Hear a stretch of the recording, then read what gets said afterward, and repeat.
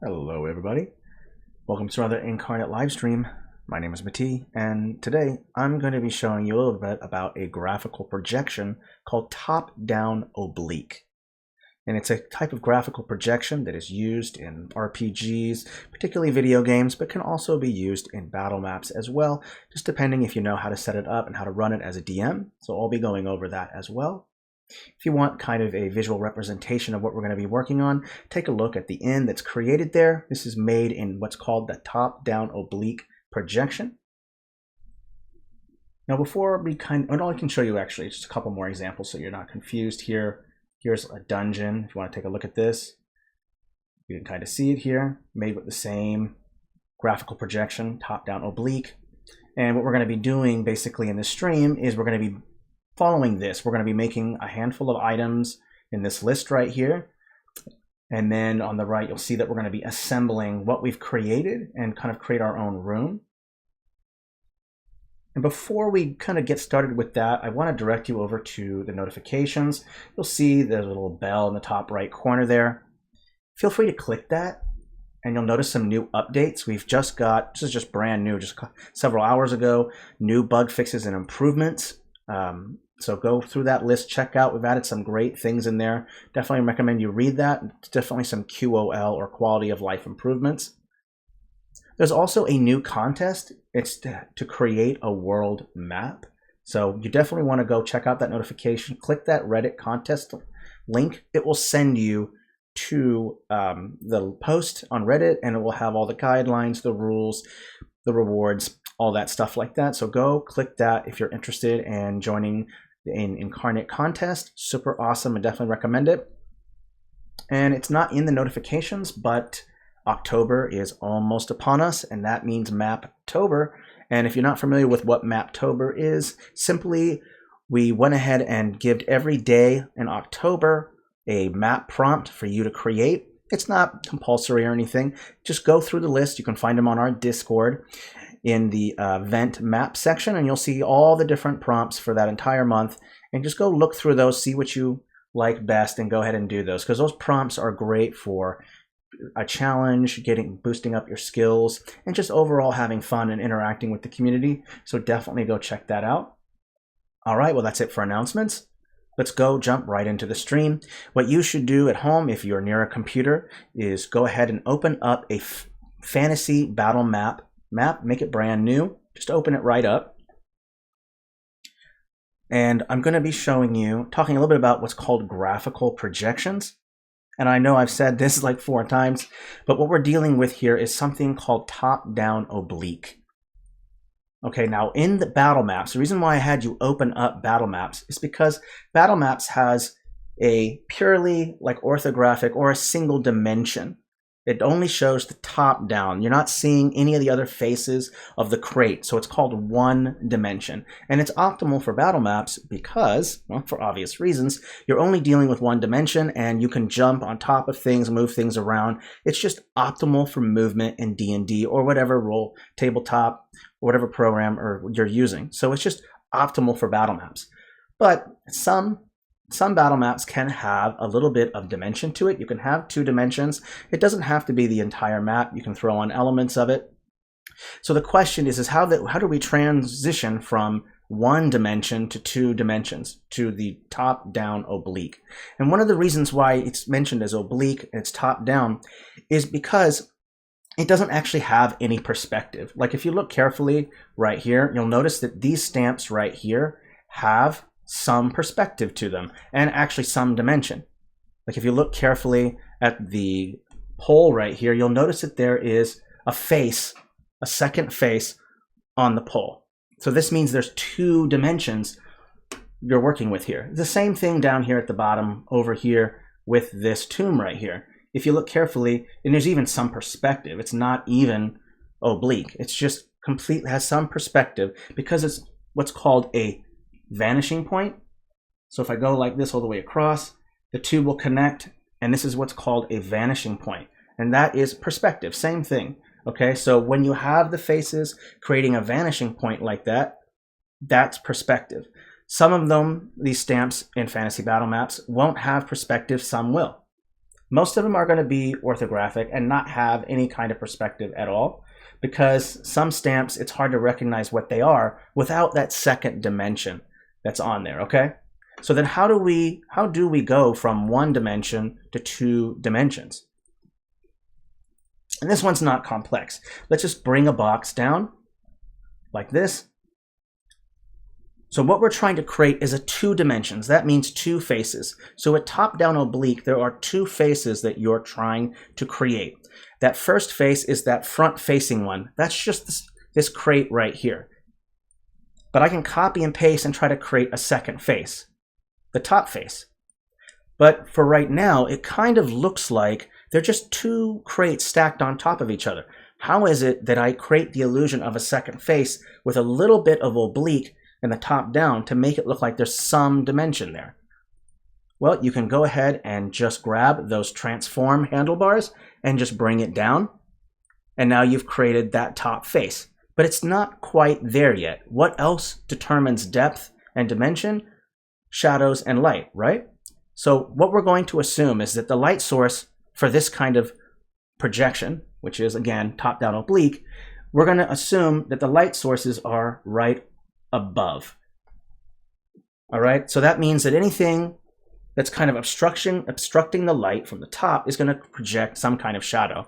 So we can assume that this top crate, let's go to HSBC filters, boost the brightness of the top one and bring down the brightness. Now we have a little bit more dimension there. What I like to do after that is select both as, and then just transform a little bit more. And now you have a pure or a top-down oblique object. So a crate right there. I'm going to group it. I always try to group things after I make something. So I'll just go ahead and rename it. That's that little pencil right there called rename. And we're just going to call it crate. I'm going to go put all my finished things that I'm creating down here at the bottom. So that way I already put them right here. Just put a nice little, everything we're going to create, I'm going to put down here at the bottom, and then we're going to assemble all these things into a room. So the crate is done. It's been labeled. I'm just going to lock it so I don't accidentally select it. I'm just going to go ahead and delete everything else here. And we're going to go through a little bit more complex stuff because a crate is easy. It's just two stamps, right? But what happens if you want to do something a little bit more complex? What happens if you want to do like a stool? Okay. Now you're going to, this is the item list that you're going to be needing to create this. And what you're going to need is 2 of these wooden stools and 3 of these wooden poles. So just go ahead and grab those items. I just like to put just a stool and a wooden pole on the screen. And then that way I can just copy and paste them as I need them, okay? So let's also put the box right here, because this box right here, it kind of, I'm going to unlock it real quick, my mistake. I am going to unlock this, and I'm going to use this as a guide to keep the perspective, not necessarily the perspective, but try to keep that front or that top face similar to the other objects I'm going to be creating. So we're creating a stool. I'm going to copy and paste it like this. I'm going to make it big for now so that it's easier to see and easier to work with. And I'm going to use that transform and create a little bit of an oval shape instead of that perfect circle, right? Then I can just copy and paste that same piece and just put it right on top like this. Now you have the stool. Remember, I made that first and second face. So here's that top face right here, and here's that front face right here, okay? And like before, I'm probably want to take that bottom or that front face and bring the brightness down a little bit. So easy. So now I've created the seat. That's where your bum goes, okay? Now I'm going to go ahead and grab these poles right here, copy, paste. And remember now, this one has a little bit of perspective in it. Look at the top of the pole and you'll see there's a face there. So obviously you don't want to rotate it where it's underneath like this, because the face that's on the top should be at the top of the pole and not the bottom. So just remember that some of the stamps do have a second dimension on it. Be aware of that when you start assembling stamps, okay? So what I also want to do is don't forget to bring the brightness down. Bring it down a little bit more. There we go. I'm going to copy, paste. And then copy, paste one more. And then there's your stool right there. And remember, you're going to select it, group it, and rename it. Remember, 2 dimensions. You're working with 2 dimensions, the top face and the front face. That's what that projection is. So I'll go ahead and put this one over here like this. Just put the stool right next to it. So now we've got 2 objects, pretty easy to make, not too complex. I'm just going to go ahead and delete this. We no longer need this item list for this. What about things that are maybe even more items? What are some of the things you can find inside of an interior of a building? Probably a table. A table is a great thing to have. So let's go ahead and put down a table. You're going to need 2 long tables, and you're going to need 4 of these wooden poles. I'm going to go ahead and ungroup this, and we'll start with making the table first. So we'll start with the top surface, copy, paste, stack the 2 on top of each other. And of course, with that bottom one, drop the brightness down. Because if you look at it carefully, without bringing that brightness down, it just looks like it's an extension of that top face instead of a front face, right? So of course, changing the brightness will distinguish the 2 faces from each other. So very, very helpful. Let's bring it down a little bit more. There you go. And of course, if you want the front face to be a little bit bigger, just drop it down like this. Then you have a very thick table. If you want to maybe make a box, maybe this is some kind of chest, right? So you can do a lot of different things. Be creative. Let's go ahead and put that face there. And of course, we're going to want to put down some legs for the table. So let's go ahead and, of course, change the brightness down. And I'm going to put the stool next to it so that I have a little bit of scale with me here. I think that works okay. Copy, paste. Now with this graphical projection, you don't have to put you don't have to show 4 legs, because that represents some kind of perspective. So technically the other 2 legs would be behind those 2 front legs, and you wouldn't be able to see them at all, just so you're not confused about that. And of course, you can always bring this down just a little bit more if you want to create less surface for that table. Of course, as always, group and label it. We're just going to call it table or long table. Okay. So now I have a table, a stool, and a box that goes on top, or I can put the box on here, or put the box underneath if I want to. So lots of different things that you can do. All right, oopsie. Well, you know what? I don't think the crate actually went underneath. There we go. All right, so not very complex, pretty easy once you start getting the idea of it. These things don't take very long to make at all. They're actually pretty quick. It just takes a little bit of effort and trying to figure out the different faces, how it operates. Let's go ahead and make something even more complex. What about something that's pretty dang complex? What about something like some stairs? I think stairs in a front perspective facing you is pretty easy. If I type down stairs and I wanted some stairs, let's say I had just an imaginary staircase just going up to this table right here. If it was just facing right in front of you going upward, you wouldn't even bother worrying about adding a second dimension here. You don't have to worry about that. That staircase will work just fine. But what happens if you're making a staircase going left to right? How would you go about doing that? There are more pieces. It's a little bit more complex. So let's go take a look and see what we kind of need to do that. Here's our item list. Quite a bit more items. There's 14 items in this list. So it's quite a bit more. I'm going to ungroup it. Let's go ahead and make a staircase. So first, I'm going to need these wooden walls. You'll need 10 of those. Some wooden poles, 4 of those. Let's just copy and paste that first wooden like this. And the first step with making a staircase is, well, you guessed it, making the steps, right? Kind of not complex.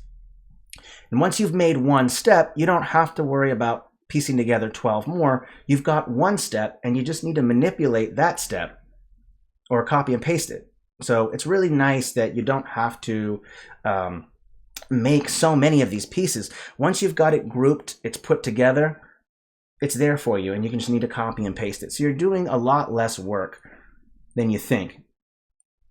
So once you've got this step, definitely group it. You can label it step if you want. I'll call it step.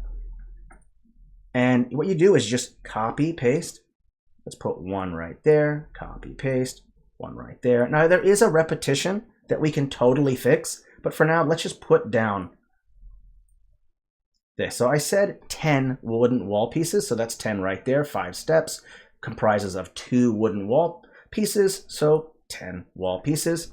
And if you don't like how that is, you can always just flip and kind of rotate the pieces to remove that kind of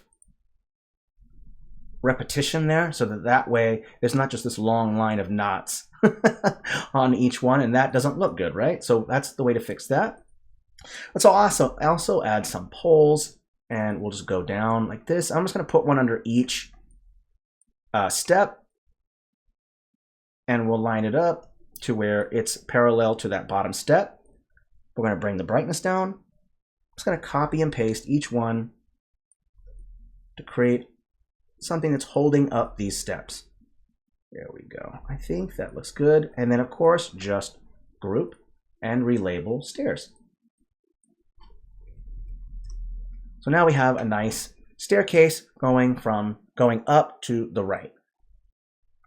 So not complex, pretty easy. And now I have some stairs there. Nice. Also going to go ahead and just scale these down just a little bit so that there's a little bit more room to work with. There we go. Nice. So far, so good. This is looking nice. Really enjoying how it's looking. These stairs look good. Table looks good. All right. Okay, let's go ahead and delete this. Oops. Gonna go ahead and press delete here. You can do it. There we go. So we've done long tables, stairs, a stool, and a crate. Let's go check out some more things that we're probably going to need. How are we going to make an interior if we don't have walls, right? All right. Hello, first time chatter. Welcome. All right, let's go ahead and look at our item list, the things that we're going to need to make a wall. So you're going to need a yellow square rug, just one, and you're going to need 4 wooden wall pieces. So not very many pieces to make a wall, though you can decorate it with more things. You want to create like a runner at the bottom. You want to add more details, a lot of different ways to make walls. But for this particular segment, our wall is we're going to use a square rug, and we're going to desaturate it and use it to create kind of this stucco effect. And then we're just going to frame that wall with those wooden pieces because it's just a simple kind of wattle and daub, kind of half timber like structure. We're not going to do a whole lot. So let's just go ahead and copy, paste. Remember, you're going to desaturate this. So go to the selection, go to your saturation, and just drop the saturation down and boost the brightness just a little bit. And it has this kind of, when you zoom in here, you see there's some texture in there, and it looks kind of nice. Almost looks like kind of stucco, and I really like that. It looks very, very nice. Okay, so let's copy, paste, and I'm just going to go ahead and create a wall. I'll scale it to where it fits to here. Bring it down just a little bit more. Let's try that. Copy, paste, rotating it. And of course, I can just select both of these wooden pieces right here. Copy, paste. Looks like a square, doesn't it? Okay, and then I'll put these together. And of course, remember, you want the rug to be behind the wooden pieces. So we'll push this down one layer just to be sure. And you're going to have to use that transform tool to basically make it fit to the frame. All right, and if you really want, you can add in another face if you want. You don't have to. You could throw the top of the wall. Normally you can't see the top of the walls. We'll go ahead and once we start putting the room together, I'll kind of mention the kind of background colors that you want to work with to kind of help to make the interior pop out. So we'll go over that. Let's just go ahead and select all of these, group it, and we're just going to call this a wall. And the beautiful thing about the oblique or the top-down oblique projection is that you don't have to put together any walls for the side, the walls for the left and the right walls. Even the wall that's closest to you, you don't have to worry about putting together, that part, you're only showing the front face of the wall. So we'll put this together shortly. Let's put together a couple more items that we need for our room. And we'll probably even make a couple more that I didn't prep for. But so you have your wall, stairs, a long table, stool, and a crate. So good, we're doing good so far. Let's go ahead and make sure that I go ahead and delete all this stuff. I don't need all this stuff. Why is it not working? There we go. All right, let's also make a door. We're gonna make just a couple more items. I hope you're getting the general idea. You're just making a top face and a front face. That's all that top-down oblique is. And these kind of maps work really well for boss battles. They work great for putting together maybe a one-shot. There's a lot of different things that you can do with this kind of graphical projection as a battle map. Of course, I mean, you're going to have more walking space, less walking space for your players, of course, obviously. So, you know, it's up to you. There's kind of a win-loss thing. You don't have to use this kind of graphical projection for every single battle map that you make, but it is a great projection to use if you're just trying to have fun. Let's go ahead and ungroup this. Let's go ahead and make a door. Door is not so dissimilar from the wall, right? We've got one square rug and we've got 3 wall pieces here, wooden wall pieces. We might even throw in some staircases if you wanted to make it look like it was a staircase going up. So we'll kind of look into all of that. Let's go ahead and delete this. We're going to go ahead and start by just making the door. And of course, we're going to have to scale this stuff as well. So let's go ahead. I'm going to go ahead and just steal one of these stairs right here. And this way I can kind of use it as a guide for how wide my stairs are going to be. So I might even want to make it a little bit wider. So with that transform tool, you can just go ahead and select it right here, go to transform and change the height. And that way I can make the door just a little bit thicker. I don't want it to be so thin that, you know, your players aren't going to be able to fit through it at all, right? So we'll go ahead and just expand that, make it a little bit bigger. I'm going to copy and paste. I'm not even going to worry about the bottom part. I'm going to lift that up like this. And I might even want to consider shrinking this down. This is a very tall door, so I can only shrink it down by just grabbing those 2 pieces. So here's what's called your door frame. Okay, and next we'll go ahead and take that square rug and put it behind it and make it black to make it look like it's leading into a different area. That's why it's black, but we don't want people to see it, right? So we'll go ahead and put this across, go down. Let's push this down. There we go. And I'm just going to change it. Go to filters, change the brightness all the way to the bottom to 0. That will make it black. So this kind of looks like a doorway. It's black because you can't see what's in the next room. Why even bother even worrying about the next room when your players are in one? So this is a way to kind of create mystery about what's in the next room, and it keeps focus on the room that your players are currently in. Now, if you wanted to make this maybe a door to a stairwell, you could of course throw down some stairs if you wanted to.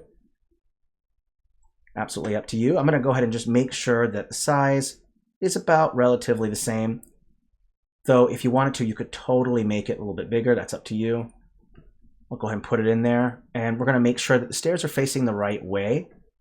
So I'm going to rotate it. Looks like the shadows are on the top. So the shadows need to be down at the bottom to kind of show that there's some kind of depth there. And all you have to do is just drop the brightness down enough to where it seems to blend in with the black background that you've created by dropping the brightness of that yellow rug to 0, right? So now it kind of looks like there's a staircase. You can even push it back. Let's say that you want it to make it look like there's a little bit of room before you go in. And then, of course, if you're going to do that, the farther back the staircase is, the darker it's going to be. So if you want the staircase to be popping out more, like it's closer to the door, bring the brightness level up. If you take it further back, make sure that you make it darker because it's going further in. Okay, because remember, the light source is down. And in the stairwell, you wouldn't see any. So you can add, of course, this staircase in. Just remember to bring the brightness up closer to you and further away a little bit darker. So that way it blends in well with that dark carpet. Okay, now, of course, when you're done with that, group it and label it. Always label. Believe me, you don't want 200 groups. This particular graphical projection that we're creating in this stream is actually, it does take up a lot of stamps because you are piecing together these pieces to create this top-down oblique projection, right? So there are going to be a lot of groups on your map when working with this graphical projection. So of course, you're absolutely going to want to label all your groups because you don't want 300 groups. All right, thank you, Cheryl, by the way, for moderating. Much appreciated. Okay, so now we have that door. So a door is there. We're almost there. We're only going to make one more object. And I want to mention something about this projection. If you're going to be using this in either a boss battle or if you just want your players to explore and look for things, if you're going to have a front face, you're going to think about the battle map that you're creating.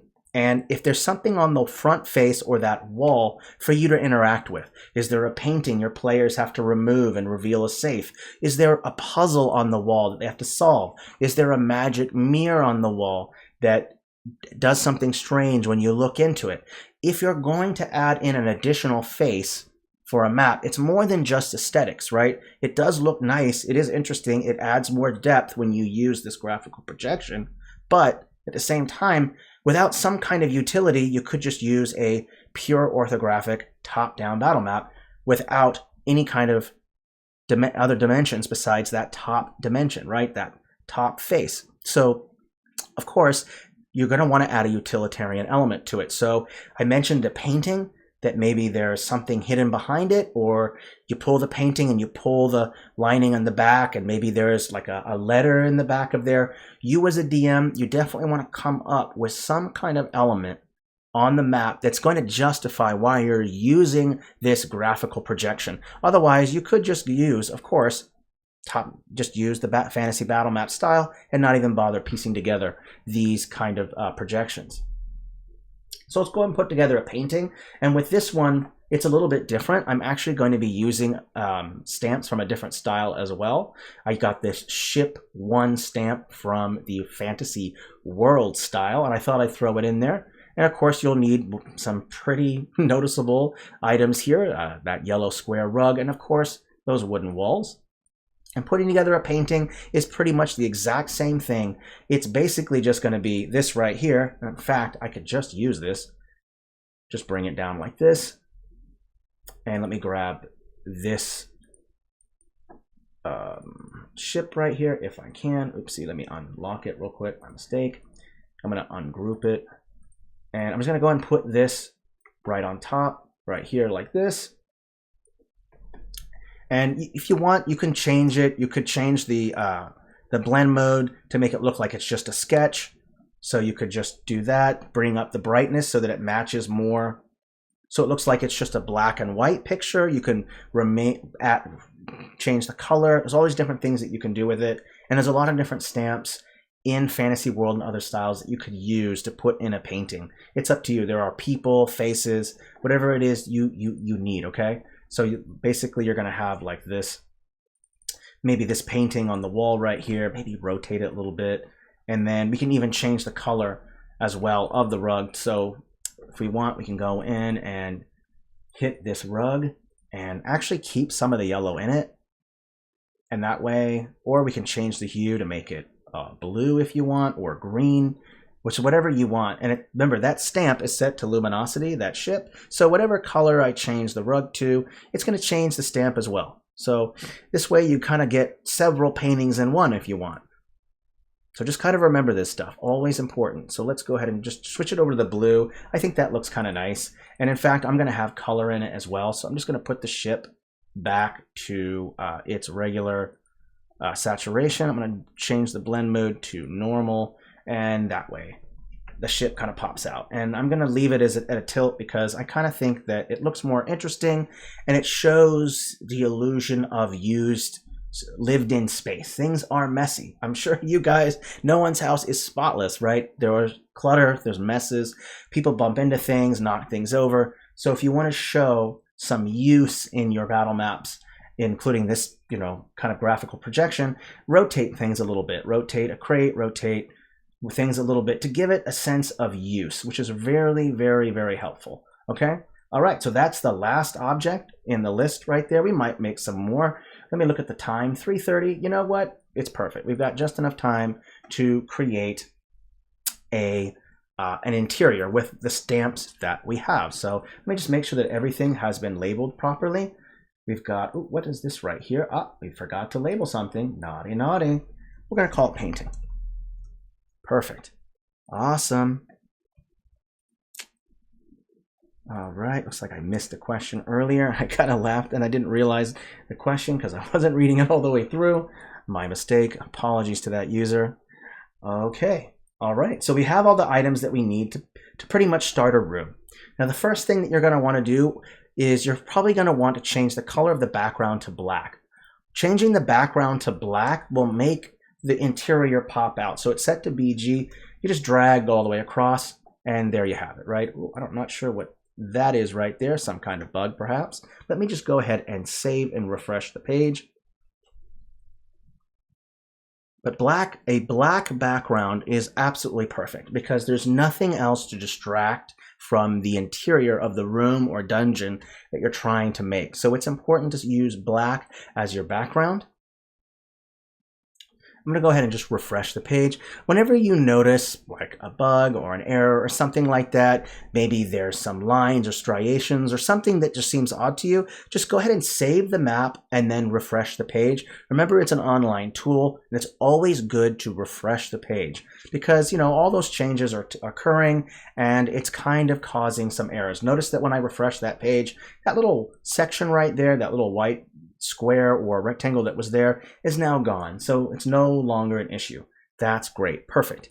So next step is to open up a grid because you're going to want to make sure that you have the proper grid for the floor walking space where your players are going to be walking. I'm going to make the grid fairly big. And to do that, I'm going to bring the numbers down. So let me just type in 20. That's just half. And I think right here, this 5 by 5 feet, it could be even bigger than that, really. Probably could be bigger, but I think that's a decent size. I'll just rescale these stamps to that size, okay? And I'm also going to bring the grid all the way to -5. So that way the grid is not on the stamps themselves. Notice that the stamps are in front of the grid. That is helpful, okay? Because you don't want this ugly grid getting on top of your stamps. You only want the grid on the floor where you're walking. Right? So I'll show you some neat tricks on how to make the grid only show up on certain parts of your map. This is a great style to kind of show how that works. So let me just copy and paste a wall space. And remember, 5 by 5 feet. So we can rescale to make this fit perfectly to where each one of these walls is 15 feet across. That's perfect. So let's just say copy, paste. And it's up to you. If you want, you can cover them up like this by just putting it on top like this, or you can put them side by side like this. It's up to you how you want to go about it. Let's make the room fairly decent. We're going about 45 feet here, which is a fairly decent size room, right? So now you've got that front face. This is the main wall piece. If you want, you can group this if you want, and then you can label it just wall. And it's going to be the primary wall and the only wall that you're really going to see, because the other walls are going to be made out of wooden pieces. So I'll show you how I go about doing that. So as you know, we used this wooden stamp right here. I'm going to turn off the shadow. I don't need it. And I'm going to create the side walls. And to create the side walls, it's not complex. It's just like you would with a regular top-down battle map. You just take the pieces together, put them down. And what about the wall, the other wall? Same thing. You don't need to show that face because it's not really important. You only need to show that back wall and not the wall that's closest to you.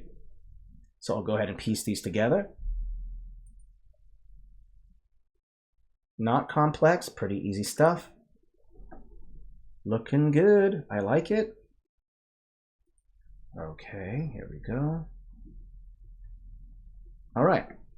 So now you have the shape of the room, and it's kind of coming to life a little bit, isn't it? You've got this nice room here. Oopsie, I didn't accidentally select that. I'm going to go ahead and move it over to here. Let's go ahead and put this here. Here we go. Perfect. All right. So now you've got that back wall, you've got the left and right walls, and that front wall. And really, it's just a frame, basically, to frame the floor and the room. You're not even going to bother about, players won't even be able to walk behind the wall. It's just to show a representation that the wall stops there. So you don't have to take it literally. All right, so once you've kind of put the overall frame together, now you want to make a floor. And one of the things you can do is look up a clipping mask. Clipping masks are extremely helpful. For right now, the whole background is the BG layer, right? This whole black background is the BG layer. But so a way to make sure that I only paint on the floor and not accidentally bleed out onto the BG is to use a clipping mask, right? So let's go ahead into the catalog here, and I'm just going to type in the search bar right here, clip. You don't have to type in the whole thing, it'll register it. So type in clip, make sure you pick a hard edge, and you want it to be below these stamps. Now, if you don't know what a clipping mask, I can give you just a brief understanding of what it is. It's basically a stamp that just picks up the FG layer. So whatever texture is on the FG layer, boom, you have the clipping mask. All right. If you want more information about using clipping masks, I do think we have a stream for that. So just go check out the YouTube channel to look for that. So just scale it to so where it fits first, going from top to bottom, and then you can just use the transform tool to go all the way across to make sure that it connects and goes underneath the next wall right there. So now, of course, when I select the whole thing, I'll have the clipping mask or the FG layer going with me. Okay. So that way it's a little bit more useful than having to fill it in with the add mode of the mask tool every time, because the clipping mask is technically that. It's adding down the add mode of the mask tool without adding the add mode of the mask tool. Super cool. So definitely check that stream out. So once you've kind of positioned it where you want it, use that grid to line it up, of course. Use that grid. And I'm going to do a little trick here. I'm going to push this all the way to layer -5 and then push the grid up to layer +5. And you'll notice that the grid shows up underneath. Now, of course, turn off your shadows, because what you're doing is you're causing the grid, oh, that's the offset, sorry. Turn off that shadow here. There we go. And you'll notice that the grid, because it's pure black, it doesn't show on the BG, but it does show on whatever texture you're going to put here, because you've put the clipping mask a layer below the grid, but everything else above the grid. So it's really important to learn to use layers. They're going to be a lifesaver. It's going to make life easier for you. We can maybe touch up on that another time. Let me go ahead and just rescale this to where it fits the grid a little bit better. Let's go ahead and put it together right here. I'm going to say right about there. Looks good. So it fits into the grid. It can be off by just a little bit. That's okay. So what you've got a grid here that is we're going by 4 going up and down, and 1, 2, 3, 4, 5, 6, 7, 8, 9 going across. So you've got this nice grid here, and you're only showing on the floor. Once you've kind of decided, you've lined it up, the grid, everything else, you're going to want to paint the floor something. Usually, for me, I think a wooden floor would be nice. Most of everything here seems to be made of wood. So we'll go ahead and choose a wood texture. And you can choose this wooden floor here. Let's use this one. I kind of like this one. This looks nice. And I'm going to rotate it. I don't want it to be completely vertical going up. I'd rather it go across. I'd rather go the long length. So because it's going long horizontally, I'm going to make the wood on the floor go also horizontally. Because there's already, so I'll go ahead and give an example why I'm going to do that. If I apply this here and I press enter, and I probably will change the size real quick. Whenever you change the scale of a stamp, you will also have to remember to make sure that the texture is also scaled. So it's always important to kind of do that. So we'll go ahead and scale this down a little bit. I'll go ahead and press enter. And I think that looks a little bit better. And when you look at it, you notice that there's already so many straight lines going vertically, going up and down. And so it kind of looks odd to me. So I want to break that up and just kind of rotate it to 90 degrees. And I'm going to go ahead and just apply it again. Remember, set to FG, press enter. And I kind of like this length going lengthwise just a little bit better. And I kind of like that. I think that works just a little bit better. All right, so now we've added that. We've got that grid there. Now we can start adding in some things to it, right? Because we're going to get to light sources, and we're going to get to light sources and other things as well. So first, let's just do one thing at a time. Let's go ahead and put down the table. I'm going to make sure that it's up a level, and I'm going to scale it down because look, if this is 5 feet, then technically this table right here is probably close to about 4 feet. So let's go ahead and put it down. I'm going to put it right against right here. And of course, we'll get to shadowing later. There's a couple ways that you could do shadows. So think of you could do a couple ways that you could do a shadow with this. You could just take a stamp. Let's go ahead and just break this down a little bit so it won't be too complex. You could just take one of these tables right here, copy, paste, make sure it's set below. It's right beneath it. So, oopsie, see how it needs to go down a little bit more? There you go. You can change it all the way to black by dropping the brightness and then changing the opacity. And if I put that down like that, then, and I'm going to scale it to where it goes down like this, and you'll notice that I've created a built-in shadow into the style, which makes it a little bit easier than painting it in, but you can totally do that. All right, this is just one way. You can paint in the shadow, or you can just paint it in. Up to you which way you want to go about it.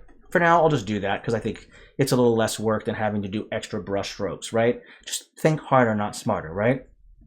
How about trying to find a way to get in? How is it this person gets in and out of this place? Let's scale down. I think the staircases in the fantasy battle map style are pretty much set to 5 feet wide. So that same thing can be kind of applied here. You can just throw a staircase in, maybe right here, put it on this. And I'm lining it up with the grid as well, so that way it's not awkwardly placed, okay? Remember, I'm using the grid to scale things and to also line things up properly so they kind of work together. So putting that on that grid means as soon as a player gets on this grid, they can just go right across. So it very much helps in my mind. And we can add all kinds of things here if you want. You could throw in, let's take a look here. You could throw in a little hallway on the side there if you wanted. Let me throw in stairs real quick, and I'll show you what you can do here. You can take, well, there's that wooden stair right there. There should be a piece right here, and you can just put this right here like this if you want to kind of make it look like this goes off somewhere. And you can just bring the brightness down too a little bit. There we go. Just if you want to pretend that this is kind of a place where you kind of go off to. There you go on the side. All right, so now you've got staircase, you've got this, we've got crates. I think some stools would be a good idea to throw in. And of course, if you want to do that shadow, you totally can. Just take that exact same stool right there, change it again all the way to black with 0 brightness, put it underneath the stool, and then drop the opacity down, and you have a shadow for that. The exact same thing. So let's just bring the stool down just a little bit smaller, and I'm going to go ahead and put it in the center there. And this seat is about maybe 2 feet. It's a fairly decent sized seat. So let's go ahead and put one down there, copy paste, put another one over here, and maybe another one up against right here. And in fact, we can even put one underneath the table. Let's go ahead and just put it underneath like this. And it's going to look dark because it's in that shadow. I'm putting it underneath the table where that shadow is. So very useful. All right, so now you have your stools with your table. What's next, right? Let's go ahead and throw in maybe a door, of course. Copy and paste it. Let's scale it to make sure that it's proper. I'd say about there looks good. And of course, we'll have to bring it up a layer, of course. let's put it right here, or you can put it right here like this. We'll put it in the center for now, so it's just kind of easy to get to. And of course, I've lined it up with the grid, so that way it's not complex for your players to maneuver. They don't have to be like, well, how do I get to this space? Making sure that you're applying the grid first is always going to be helpful. So just make sure that you have that grid there so that when you go to actually play this on whatever you're using, that it lines up with the grid. All right, because it's going to really stink if your players are like, well, this doorway is half in between these two tiles, between these two grids. So it's helpful to use that grid in the beginning. So the next one we're going to add in, of course, is that picture. I'm just going to pretend that this picture there's a safe behind it. And so I'll make the picture kind of smaller. It's kind of huge. If I make it to fit into a square, that's 5 by 5 feet. So that's quite a large painting. We can make it even bigger. Let's make it a very large painting.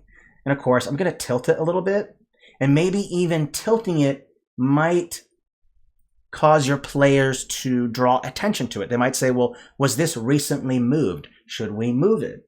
So always helpful. Now, I think, let's see how much time we got. We got about 14 minutes. Let's add in the crate. That's that last thing. Then we're going to deal with some light sources real quick. I'm just going to go ahead and throw the crate down here. What I'm trying to do is, again, line it up. I'm going to put it in this corner here, so obviously that space right there is not available for your player. I'm going to cover up some of this right here by putting another crate maybe right here, copy, paste, and put another one on top right here. So now our kind of a room is kind of coming together. And there's space for the players to walk up to the painting and move it. There's space for them to walk into the doorway. And it's all lined up with the staircase that goes from left to right. So other things you might want to do, of course, is to decorate the floor space. And you know what? You can just use a straight up rug, and it doesn't have to be manipulated in any way. There seems to be, let's go with a red rug. I think that'd be a nice color. And let's do one that kind of looks like a runner. And of course, I'm going to put it down to where the grid is on top of it. So remember to bring it down. So I'll go ahead and go down until the grid shows up on top of it. Perfect. So the grid is on top. That way players can kind of see where they're going. And let's go ahead and just line it up with the staircase and as well as the door right there. Perfect. So now you have this nice rug here. And of course, you're probably going to want to add in light sources. We're getting close to the end of the stream, so I'm not going to make any more objects, but I am going to put down some light sources. Remember, we assumed that the light source comes from above. So you don't have to show the light source itself. That means a chandelier, whether it's just a chain holding some, like maybe just one lantern hanging down, whatever the lighting might be. If it's hanging down, you don't have to show that. You just need to show the light itself. So what you do is just type in light like this, and I'll go ahead and just put it down. I'm going to put it on layer 5, because whatever filters I put down, I don't want them to kind of ruin that. So we're just going to put this here. I might even just warp it just a little bit and just say that there is a light source just hanging right above the rug. So there's that light source there. Perfect. So you have a little bit of light in the room. I'm going to quickly do some quick painting, and then after the painting, we'll go ahead and apply some filters and we will be done. So first thing is open up that paintbrush, and we're going to go ahead and go to our filters and bring the brightness down. The reason why I'm going to be doing shadows not with a pure black texture, but with the same texture as my floor. And the reason why I'm doing that is because if you do too many pure black strokes on that floor, you'll actually begin to lose some of the information, lose some of the floor texture. So a way to not lose the floor texture information is to use the exact same texture, but drop the brightness. So I'll go ahead and choose a circular brush, make sure it's set to FG. And the beautiful part is you won't bleed over the edges because Everything is on this FG layer.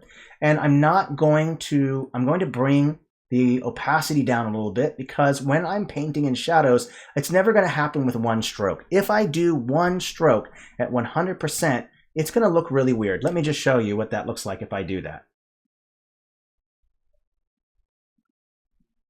It's going to look a little weird and kind of unorganic, kind of unreal. It just doesn't look right.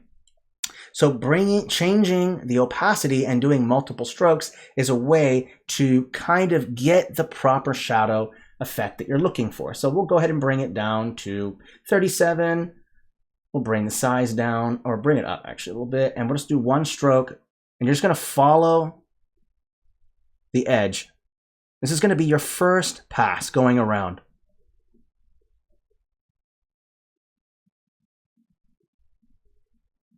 Okay, so there's that first pass.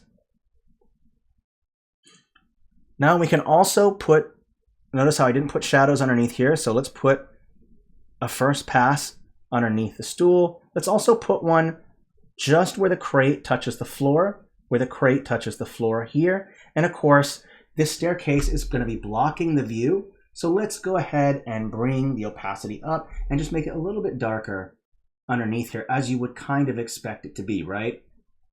There you go. So it's a little bit darker. Perfect. All right. Now that we brought it up to 52, we can go in and do another pass going around. This is going to be a little bit darker, and we want it to be dark enough to where it really kind of creates this pop effect. We want the walls to pop up. So what we're adding is called ambient occlusion.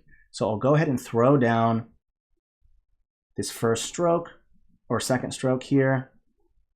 And you're starting to see that wall kind of pop out a little bit with that heavy stroke, right? Let's do it again right here. And it's okay if you let go. I think the corner should be a little bit darker. So if you go over it a couple times in a corner, that's okay. It's amazing what shadows and light can do to make your map pop out. And it's an element that you need to do. You need to learn how to figure out. Even if you're not making this style of map, it's still nice to know a little bit about lighting and shadow. There is a stream on that on our YouTube channel. Feel free to check that out. I'll be going over, of course, all the things you need to know about light and shadow, at least within Inkarnate, obviously. I don't know a lot outside of that. Okay, and let's also give a little bit more shadow underneath these stools right here. I think that looks nice. And you kind of see already that it kind of causes the walls to pop out a little bit more, which makes it a little bit nicer. So I kind of like that. I'm going to go ahead and delete this stuff right here. I don't think we're going to need it anymore. It's all there. And the next step, of course, is to throw down perhaps some filters. So what I'll do is I'll turn on that filter tool, and I'm going to add a filter. I'm going to go ahead and move this to the side so I can kind of see it. And one of the filters, a nice filter to add, is clarity. Of course, clarity causes things to pop out. The color becomes a little bit more saturated. It looks a little bit nicer. Another filters you can add are red sky. Red sky will make it a little bit darker, or add a little bit more red to it. See what happens if I bring that all the way up. But you can also use other ones like cold warm, which is going to give kind of a purplish kind of feel to it. Just know that when you use these color filters, you are also going to be changing the color of the BG. That black looks like it has a little bit of purple in it, but honestly, I think that looks good. So adding that in is nice. If the grid is too pronounced for you, just go ahead and drop the opacity down. You know, you can have it all the way up if you wanted to, or you can bring it down. So up to you, absolutely. Just decide what you want. And you can change the width of the grid to be, I'm using both. I both use a tablet, a keyboard, and a mouse. So I'm using a little bit of everything. Oh, don't you worry. You didn't miss too much. Oh, no. Actually, you did. Oh, no. You can change the width of it that you would want to. Lots of different options. So honestly, I think this is the really kind of the best way if you want to accomplish this graphical projection called top-down oblique. It's just applying another face to battle maps. You see, battle maps is one step in the direction. So it's nice. All you have to do is just use top-down or use the battle map assets to create that second face, changing the graphical projection to top-down oblique. So it's really not hard to do. If you have time, you can go and just experiment. Make a simple crate first. It's just 2 stamps. Move on to maybe something with 5 stamps, 10 stamps, 20 stamps. It just depends on how much detail and how much dedication that you want to add. Okay, so it's an easy, to me, it's not too hard to put together. Might be a little time consuming. Just remember to always label your groups when trying to create this graphical projection, because there's going to be a lot of groups. You'll notice that I've labeled all my groups. You're going to want to do that. So make sure you do that. All right. Well, it's 5 minutes until the end of the hour.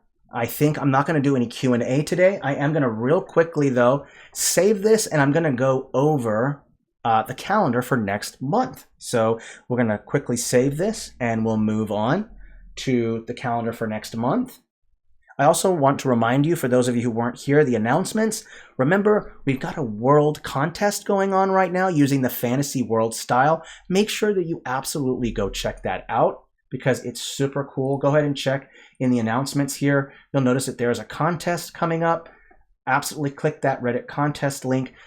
Go ahead, make a maps. It's going to be so much fun. All right. And then, of course, if you didn't know, just a couple hours ago, we did some new bug fixes and improvements, some quality of life improvements. That's awesome. Check that out. And of course, next month in October, speaking of October, here's the stream calendar. Next month, we're going to be doing what's called Maptober. And we're going to be having a whole bunch of prompts for a prompt for every single day of the month. And you should go ahead and participate in that. It's a great way to beef up your skills. A challenge is how you get better. Always challenge yourself. That's how you get better as an artist and a map maker in general. Okay, let's quickly go over the calendar for next month, and then I am out of here. So, Wednesday, the 5th, I'm going to be doing how to annotate your maps. Basically, it's going to be in 3 parts. When it comes to map titles, labeling your land masses and water bodies of water. And when I say land masses, that includes mountains, forests, biomes, and also how to label your POIs. That's points of interest. So if you have a town, a village, a temple, a ruin, a tower, how is it that you would annotate that as well? So you definitely want to check out that stream if you want to figure out how to annotate your maps, because it actually is a little bit more complex than you think. It's not as easy as just throwing down a text. There's actually quite a few things that you can do. Also, I noticed last week, or the previous week, I think it was, whichever one was the Fantasy World Biomes. That was a very popular video and stream. So we're going to go do part 2. We'll continue that stream. I'm excited about that. We'll make some more biomes, maybe some Fae. Who knows? We'll see. Then on the 19th, there's going to be a Q&A. We have a new crowd now, a new time, new people. It's time to go ahead and do a new question and answer section, and we're going to answer all of your questions. So go ahead and have your questions ready for the Q&A at the end of the month around the 19th, on the 19th, and we'll make sure to answer all of those questions. Okay, any questions concerning your account, payment information, please, bugs, stuff like that, leave those questions for our built-in customer service. Don't have those questions for the Q&A. That last stream is going to be on the 26th, and that's how to create perspective battle maps. That meaning actually having a vantage point in your battle maps that has multiple dimensions, and we'll go over that and what that kind of looks like. So that is what next month is going to look like. Hey, thank you, everybody. It was fun. I really enjoyed putting together this room right here. And I hope that you will give this a try yourself. See if you can kind of pull it off. It's a lot of fun. So I'm looking forward to seeing you all next Wednesday for the next stream on how to annotate your maps. Please stay safe and healthy, and merry map making. Take it easy, everybody. It was wonderful to see you all. I'll see you all very, very soon, okay? Auf Wiedersehen.